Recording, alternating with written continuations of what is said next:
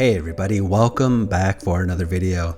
Today we're going to be talking a little bit about the Basque people, Basque country, and their involvement in the New World, because there's some symbols that can be found in Central America that link to the Basque people, and it's an interesting bit of history, and I think it might involve the reset, so should be interesting.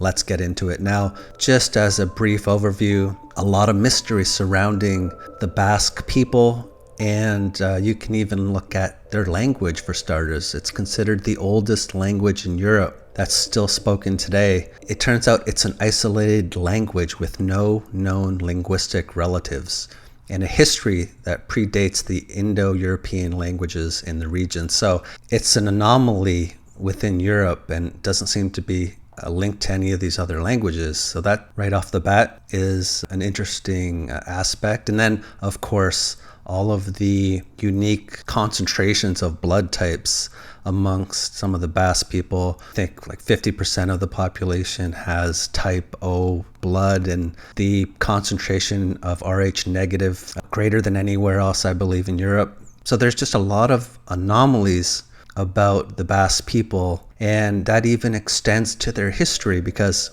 it turns out that the first book even entirely in their language was not even published until 1545. So no Basques had attempted to study their own history or origins until the 1500s. So there's just so much that is wrong with this picture, just all this mystery, but they're so active in the early colonial period, but yet there's all this mystery surrounding the people themselves. So I wanted to take a look at some of that, and we're going to start by looking at this symbol, which actually can be found in the Yucatan Peninsula of all places. And at least one of the terms that's used to describe it is called the Lauburu, or the four-headed cross, or I've even heard the Basque swastika. And this symbol, turns out it is everywhere in Basque country, and you will see a four-headed cross symbol called the Lauburu. Its origins, though, and meaning are shrouded in mystery once again, but it's been used as a decorative element in the area since the 1500s, and today it has become a symbol of Basque unity. So it does bear a lot of resemblance, of course, to the swastika. But as far as the specific meaning of this symbol amongst the Basque people, it turns out there's interpretations, there's opinions, but the actual meaning of it is very much debated. So once again, just another thing to add to the list here of mystery. And even the term Lauburu for this Basque four-headed cross, even the term Lauburu didn't show up in actual print until I think 1680s. So a lot of the terms that we're even using are seemingly more recent creations. So a very interesting symbol amongst the Basque people and region, but this symbol can also, as mentioned, be found in the Yucatan Peninsula.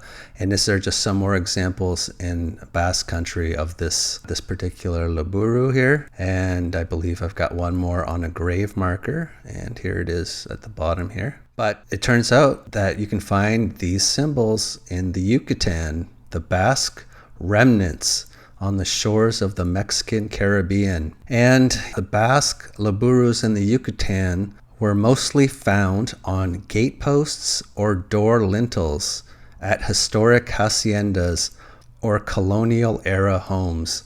A lot of these older colonial period haciendas, which are like large estates or plantations, and turns out that some of them have been turned into like museums, or even hotels have sprung up in some of them, and some of them are just left in ruins. But this particular hacienda, it has been turned into a museum as well, but along some of the gates you can find this symbol here, and there it is here, and I think there's one over here as well. But amongst the people who work at some of these places, they're not aware of the meaning of it, and they're not even aware of the existence of these things at some of the locations. Here's just another entrance to the ruins of this Hacienda Santa Maria in the Yucatan, and it was carved on these stone columns, and they're up top here, and I think I've got a zoomed in shot, but you can see these symbols, and again, I personally believe that there was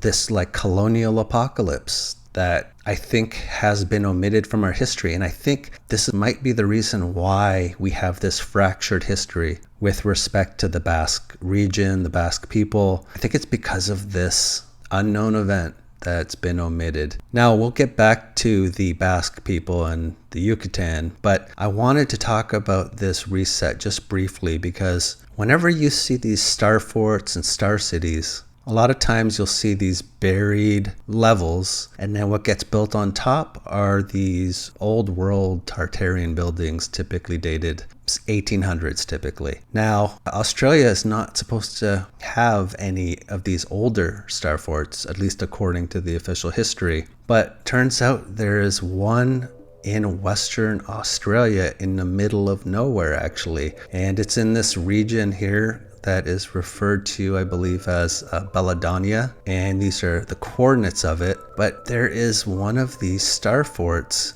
that looks like it's in a ruinous state, and there looks to be some other potentially structures at one time with, maybe roads leading out. But this area is pretty much isolated, devoid of populations, and just a little write-up talking about how sadly there are no star forts in Australia, but there are coastal fortifications such as Fort Glanville, and there's a few others as well. But these older type of star forts, Australia is not supposed to have any according to the official history, but there's one just all by its lonesome in Western Australia. So according to this reset theory, whenever you see these star forts, typically you have buried levels and destruction followed by these old world Tartarian buildings. Well, sure enough, when you go out to the southeastern portion of Australia and you go to Melbourne, they had that phenomenon of the buried blocks of Melbourne, which I think they rediscovered in 2017.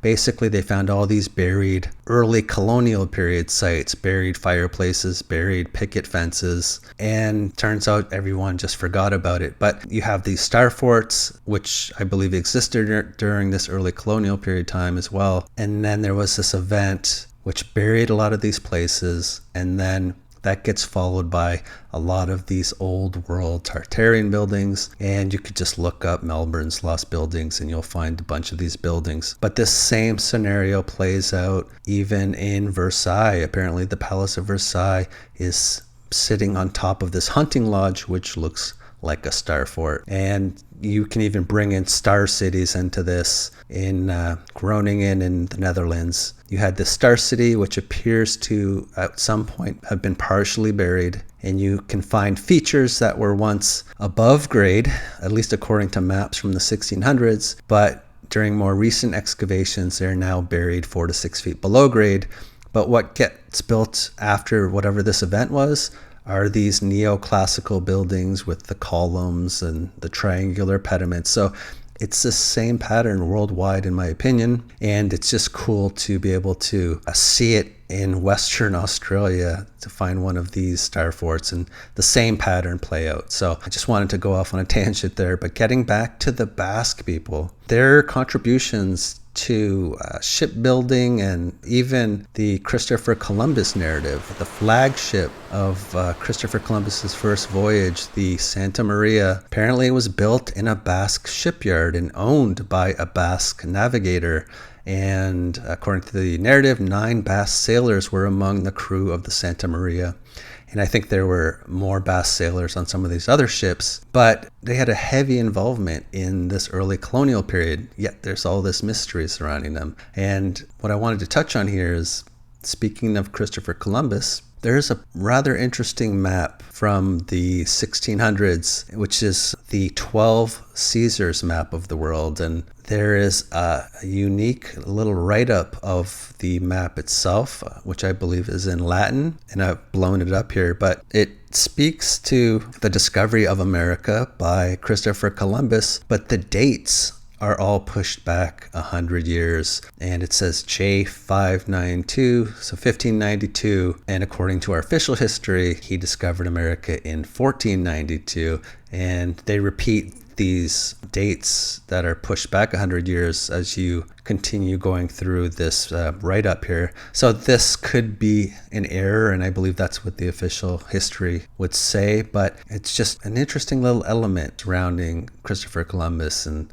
the Basques. So I just wanted to mention that. But getting back to some of these symbols in the New World, after the Spaniards, the Basques were the second largest group that immigrated to the Yucatan in the 15 and 1600s, and apparently some of them placed these symbols on their gate posts and door lintels to identify their unity with families still in Europe. So they had a really big influence. They've put their mark on all these things, yet understanding of who they were and their history in these places, it's almost forgotten. And even within Europe, their history is obscured, and I think it has to do with this reset, this colonial apocalypse. And even if you study the spin, I think they studied like 44 or so of these symbols at a couple of these haciendas, and 22 of the symbols were right facing, which according to some traditions means positive, and 22 were facing to the left, which means negative.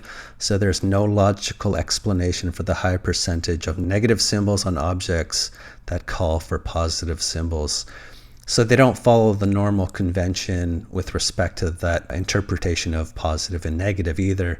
So there's even mystery surrounding that. So I was fascinated by the presence of the Basque people in the New World. And I think the reason why there's just so much mystery surrounding the Basque people as a whole is because of this colonial apocalypse, in my opinion. But that's about all I got for you for today. I do want to give a big shout out to my channel members. Thank you for all your help and support, greatly appreciated. As well as my patrons, thank you for all your help and support as well. It's also greatly appreciated. So with that being said, until next time, take care. Bye.